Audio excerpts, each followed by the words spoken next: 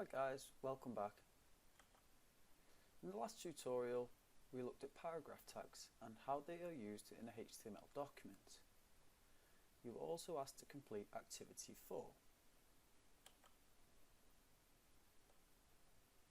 In this week's video tutorial we're going to be looking at what HTML code debugging is and also briefly covering lists and links. Okay, so what is code debugging? Because our code is rarely perfect first time round, we have to go through it to make sure that what we have coded is correct. If there are any spelling mistakes or pieces of code that are missing, we get errors.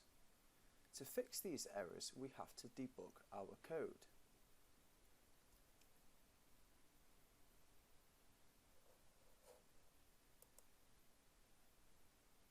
Your next activity is going to include code debugging.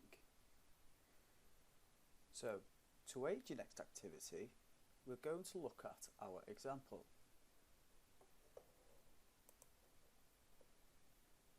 So, here's a few hints and tips to get you going. Look at the code's angle brackets. Make sure each one is correctly laid out and complete. By this, I mean, look at the example we've got here. We've got the text header and then we've got each angle bracket surrounding it. Make sure each one has both a start and an end. Remember, the end is signified by the /. Next, check the structure and all the containers are in the correct order. So you have the header, the nav, the section, aside and footer, all in this order. I'm also going to add some links into the nav section. Watch me as I code it,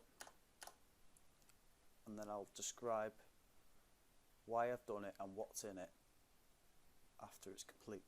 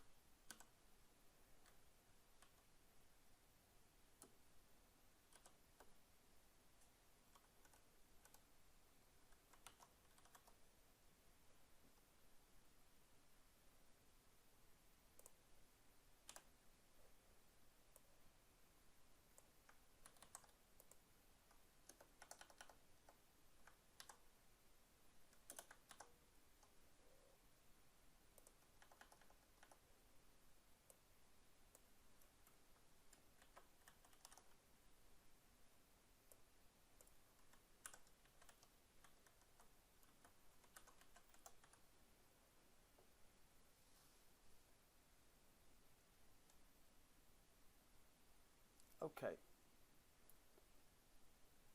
Usually links are placed in unordered lists. This is what this stands for, unordered links. The lists are broken down into list items, LI list items. Think of these as lines. Each link is entered into these list items so you can better structure your links. As you can see,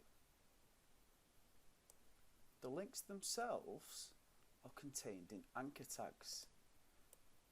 This A here represents anchor.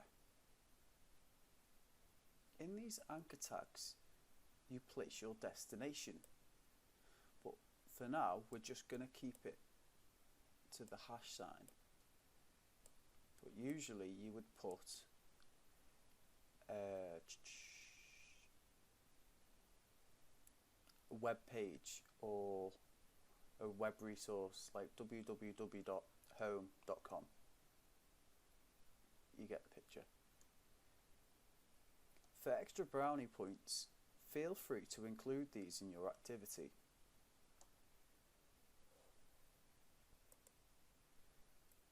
Okay, so now we've covered what you should be looking out for, head over to Activity 5 to complete the debugging exercise. This should take you around 10 minutes to complete. Good luck, and I'll see you in the final tutorial.